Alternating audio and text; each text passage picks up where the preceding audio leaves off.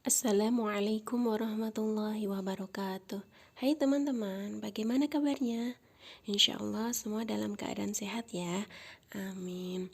Oke, baiklah, untuk materi Al-Quran Hadis kelas 5 pada kali ini kita akan belajar mengenai Quran Surat Al-Ma'un. Selamat menyimak ya. Baiklah, sebelum kita masuk ke materi, terlebih dahulu kita baca Bismillah bersama-sama. Bismillahirrahmanirrahim. Untuk materi yang akan Ustazah sampaikan diantaranya yang pertama adalah asbabun nuzul dari Quran Surat Al-Ma'un, yang kedua lafal Quran Surat Al-Ma'un, yang ketiga terjemah ayat Quran Surat Al-Ma'un, dan yang keempat adalah isi dan kandungan dari Surat Al-Ma'un. Baiklah, sebelumnya kita akan berkenalan terlebih dahulu dari Quran Surat Al-Ma'un. Yang pertama adalah Surat Al-Ma'un, artinya barang-barang yang berguna. Ini diambil dari ayat yang terakhir, yakni ayat yang ke-7. Kemudian yang kedua, Surat Al-Ma'un diturunkan di kota Mekah, yang berarti termasuk golongan surat Makkiyah.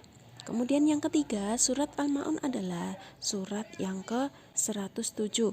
Nah, yang keempat ini yang perlu kalian ingat ya. Surat Al-Ma'un ini terdiri dari 7 ayat. Untuk selanjutnya, kita akan belajar mengenai latar belakang atau asbabun nuzul Turunnya surat Al-Ma'un pernah diceritakan oleh salah seorang sahabat, yaitu Ibnu Abbas radhiyallahu anhu. Dalam suatu riwayat, pada zaman dahulu ada sekelompok kaum munafik yang hidup di zaman Rasulullah Shallallahu Alaihi Wasallam. Mereka sangat rajin sekali untuk beribadah, terutama adalah sholat. Namun, kekhusyukannya dalam beribadah mereka bukanlah karena Allah Ta'ala, melainkan kekhusyukan mereka jika dilihat oleh orang lain. Akan tetapi, jika tidak ada orang yang melihat, mereka salat dengan semaunya. Mereka hanya ingin mendapatkan pujian dari orang lain, dan perbuatan itu disebut dengan riya. Orang munafik itu juga enggan untuk mengeluarkan zakat. Kaum inilah yang sangat dibenci oleh Allah Subhanahu wa Ta'ala. Oleh karena itu, Allah menurunkan Quran Surat Al-Ma'un ayat 1 sampai ayat 7. Nah, ayat ini berisi tentang ancaman kepada orang-orang munafik serta menggolongkan mereka ke dalam orang-orang yang mendustakan agama. Selanjutnya kita akan baca terlebih dahulu Quran Surat Al-Ma'un. Bismillahirrahmanirrahim. Ara'aita alladhi yukazzibu bid-din, fadhalika alladhi yad'ul yatim wa la yahuddu ala ta'amil miskin.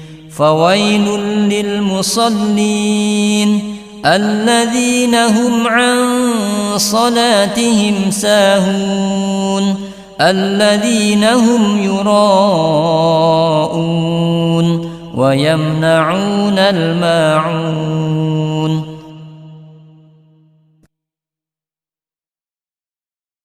Oke, untuk selanjutnya kita akan belajar mengenai arti perkata dari surat Al-Ma'un.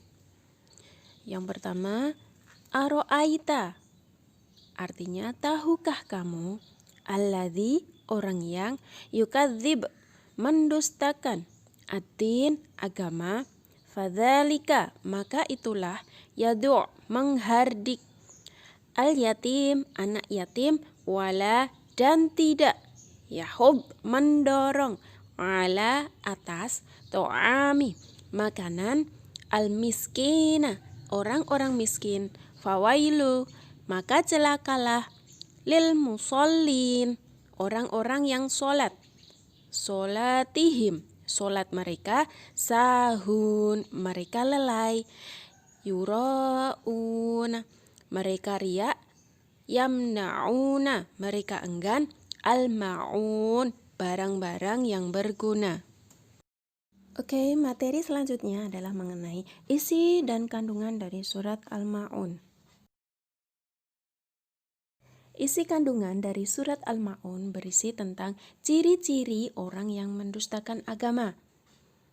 Di sini ada 5 ciri. Yang pertama adalah suka menghardik anak yatim. Kemudian yang kedua adalah orang yang lalai dalam sholatnya, maka dia termasuk sebagai orang yang celaka.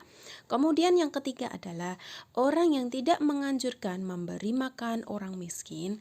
Kemudian yang keempat adalah orang yang sholatnya riya atau ingin mendapatkan pujian, maka dia termasuk salah satu dari orang yang mendustakan agama.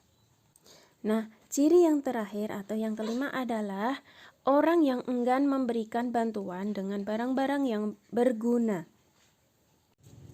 Nah, itulah tadi kelima ciri-ciri orang yang mendustakan agama. Semoga kita tidak termasuk dari bagian mereka. Nah, kemudian bagaimana sih cara agar kita tidak termasuk dari ciri-ciri orang yang mendustakan agama? Ya, yakni dengan cara menyayangi anak yatim. Dengan cara apa? Yang pertama adalah membantu biaya pendidikan, kemudian yang kedua adalah menyayangi dan memperhatikan kesejahteraannya, dan yang ketiga adalah membantu kebutuhan makan dan minum sehari-hari. Nah, orang yang menyayangi anak yatim kelak di surga akan berdekatan tempatnya dengan Nabi Shallallahu Alaihi Wasallam. Nah, demikian tadi materi yang bisa Ustazah sampaikan pada kali ini. Semoga kita bisa mengambil hikmah serta manfaatnya. Billahi taufiq wal hidayah. Wassalamualaikum warahmatullahi wabarakatuh.